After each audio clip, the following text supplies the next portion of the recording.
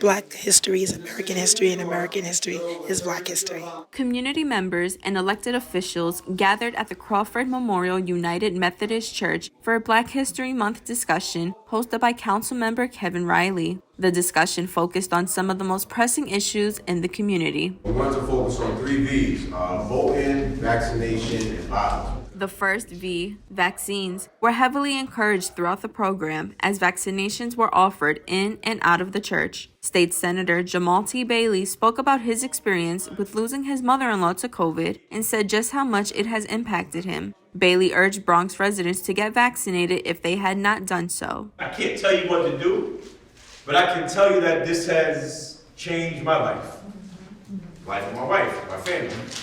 Go get vaccinated.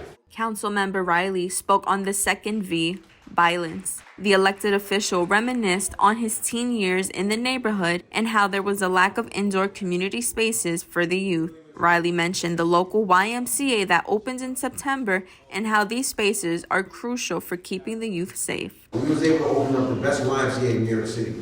You could go around and ask. The final V, voting, was mentioned throughout the entire program as elected officials urged residents to get involved. Bailey then mentioned just how important it is for the youth to make their voices heard, even if they're not old enough to vote yet. Bronx Borough President Vanessa Gibson made it a point to emphasize the youth are the future and they should get involved as soon as they can. Bringing young people to the table, engaging them in a real way, talking to them, listening to them, and really coming up with solutions on how we can help serve them better. You don't have to be old enough to vote in order to be able to be a leader. Dare I say some of the greatest leaders that we know are not old enough to vote. Many are leaving this event with a newfound perspective on these issues and are looking forward to a shift in the community. Reporting for BronxNet, Brittany, Skyler, Aubain.